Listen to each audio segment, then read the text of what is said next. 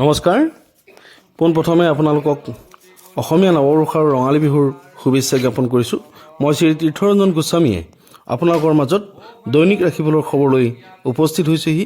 আজি ভাস্কৰব্দ 1431 শকাব্দ 1946 আৰু খ্ৰীষ্টাব্দ 2024 চনৰ বহাগ মাহৰ 2 তাৰিখ সোমবাৰ 15 এপ্ৰিল।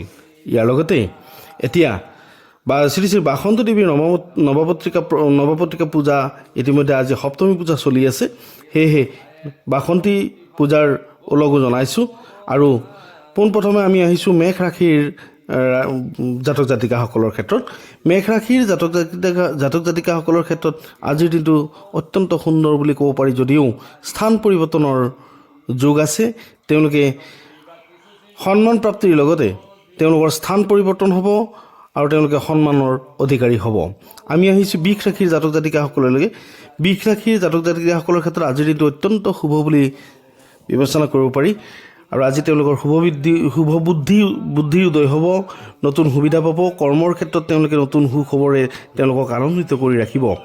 আৰু মিথুন ৰাশিৰ জাতক জাতিকাসকলৰ ক্ষেত্ৰত আজিৰ দিনটো অত্যন্ত শুভ বুলি ক'ব পাৰি। তেওঁলোকৰ পৰিকল্পনা, তেওঁলোকৰ গৃহ নিৰ্মাণৰ ক্ষেত্ৰত বিশেষকৈ এই পৰিকল্পনাই তেওঁলোকৰ বাস্তৱ ৰূপায়িত হ'ব।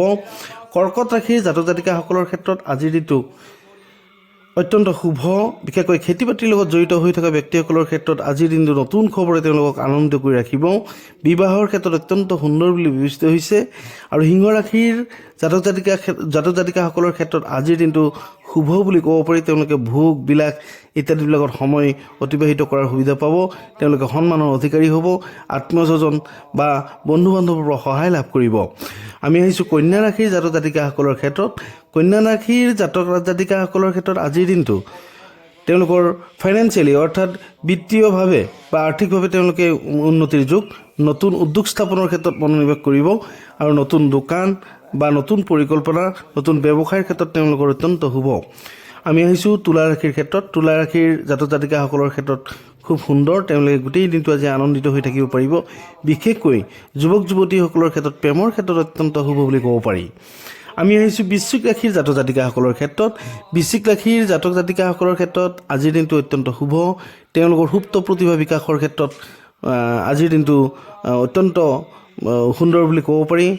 বিশেষকৈ শিল্পী সাহিত্যিকসকলৰ ক্ষেত্ৰত আজিৰ দিনটো তেওঁলোকৰ সন্মান প্ৰাপ্তিৰ যুগ। ধনু ৰাশিৰ জাতক জাতিকাসকলৰ ক্ষেত্ৰত আজিৰ দিনটো খুব সুন্দৰ। চিন্তা ভাৱনা বা নতুন কথা, নতুন পৰিকল্পনা বা ব্যৱসায়ৰ ক্ষেত্ৰত নতুন চিন্তা চৰ্চাই তেওঁলোকক সহায় কৰিব। মকৰ ৰাশিৰ ক্ষেত্ৰত জাতক জাতিকাসকলৰ ক্ষেত্ৰত আজিৰ দিনটো খুব সুন্দৰ। বিশেষকৈ শিল্পী সাহিত্যিকৰ ক্ষেত্ৰত সুনাম অৰ্জনৰ দিন। ছাত্ৰ ছাত্ৰীসকলৰ ক্ষেত্ৰত খুব সুন্দৰ, কিন্তু তেওঁলোকে কিছু আৰ্থিক অসুবিধাৰ সন্মুখীন হ'ব। কুম্ভ ৰাশিৰ জাতক জাতিকাসকলৰ ক্ষেত্ৰত অত্যন্ত সুন্দৰ বুলি ক'ব পাৰি, যদিও তেওঁলোকে অপমানিত হোৱাৰ আকাংক্ষা আছে। সেয়েহে তেওঁলোকে চলোতে আজিৰ দিনটো খুব সাৱধানে চলাৰ দৰকাৰ। ছাত্ৰ ছাত্ৰীসকলৰ ক্ষেত্ৰত বিশেষভাৱে শুভ। আৰু একেবাৰে শেষত আহিছোঁ মীন ৰাশিৰ জাতক জাতিকাসকলৰ ক্ষেত্ৰত। মীন ৰাশিৰ জাতক জাতিকাসকলৰ ক্ষেত্ৰত সুন্দৰ বুলি ক'ব পাৰি, যদিও তেওঁলোকে আৰ্থিক দিশত কষ্ট পাব, মনোমালিন্য হ'ব, ঘৰুৱা বিবাদ হ'ব, কিন্তু নতুনকৈ প্ৰেমত সঁহাৰি পাব ডেকা ডেকেৰীসকলৰ ক্ষেত্ৰত। প্ৰিয়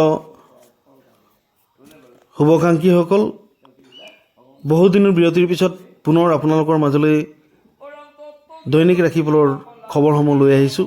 সেয়েহে মোৰ এই পেজটো যদি নৱাগত তেনেহ'লে এটা লাইক কৰি দিব, ছাবস্ক্ৰাইব কৰিব আৰু মোৰ এই খবৰসমূহ নিজৰ বন্ধুবৰ্গৰ সৈতে শ্বেয়াৰ কৰিব। ধন্যবাদ।